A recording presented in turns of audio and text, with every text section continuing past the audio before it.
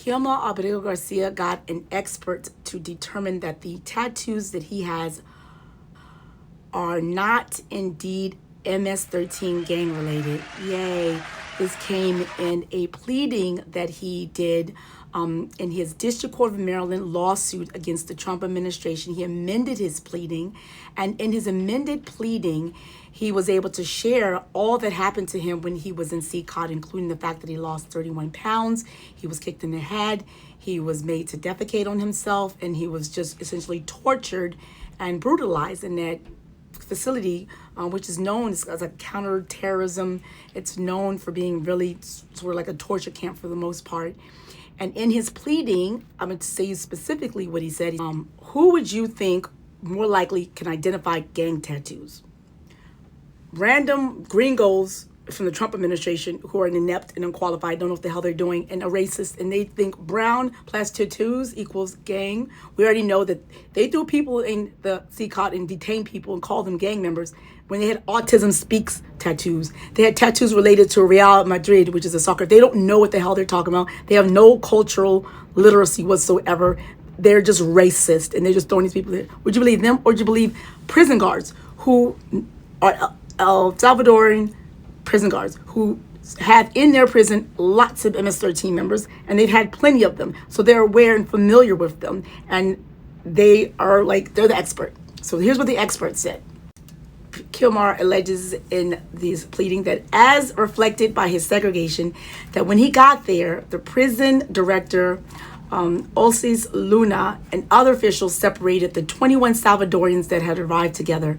12 individuals with visible gang-related tattoos were moved to another cell, while plaintiff Abrego Garcia remained with 8 others who, like him, upon information and belief, had no gang affiliations. He said that prison officials explicitly acknowledged that Abrego Garcia's tattoos were not gang-related, telling him, "Your tattoos are fine, go over there." In addition, whenever things would get rough, they would threaten the people in Kilmar's cell to say, hey, if y'all act up, we're going to send you over there to the gang members who are going to tear you apart. He said while he was in his prison with the cell with the other people, that they could see the gang members violently harm each other, and the guards did not intervene whatsoever. And he would hear them screaming throughout the night, the gang members, not Kilmar, the gang members. Quick background for those of you who aren't familiar with this case. When Kilmar Abrego Garcia came to the United States at age 17, he was escaping what he said was gang members trying to force him to join the gang and threaten his family that owned a small store with extortion if they didn't force Kilmar to join the gang. Initially, his claim for asylum was denied, but ultimately a judge determined that he had a credible case and that ordered that the United States government do not send him to El Salvador. But in fact, that's what they did on March 15th when Donald Trump decided he's going to put a plane full of brown Hispanic men who, in their attempt to de-brownify the United States and stop the ultimate eventual situation where he and his kind become the minority in the country. But I digress. And he sent him off the CCOD, and after that, his lawyers filed a suit in the District Court of Maryland saying that they mistakenly sent him with those other folks to bring him back. The Trump administration did not like how the court was going, so they decided to go to the United States Supreme Court and ask the Supreme Court to stop Judge Paula Zena from forcing them to bring Kilmar Abrego back, to which all 9 of the United States Supreme Court justices said, no, you got to facilitate this guy's return and go ahead and listen to Paula Zena's. They did not. They hemmed and hawed. They made excuses about privilege. They did as much as they could to avoid it until they could no longer. Then all of a sudden, they found out he had a traffic stop sometime in 2021. Said, we're bringing him back so he can face charges on being part of a human trafficking ring because he's a violent MS-13 member and a human trafficker. And after he gets sentenced and serves his time, we're going to send him to another country. Not El Salvador because of their court order. We're going to send him back.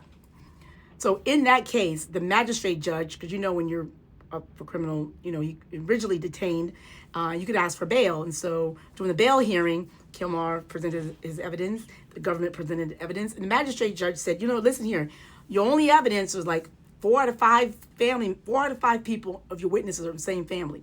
A lot of them are criminals. A lot of them are just not really credible witnesses.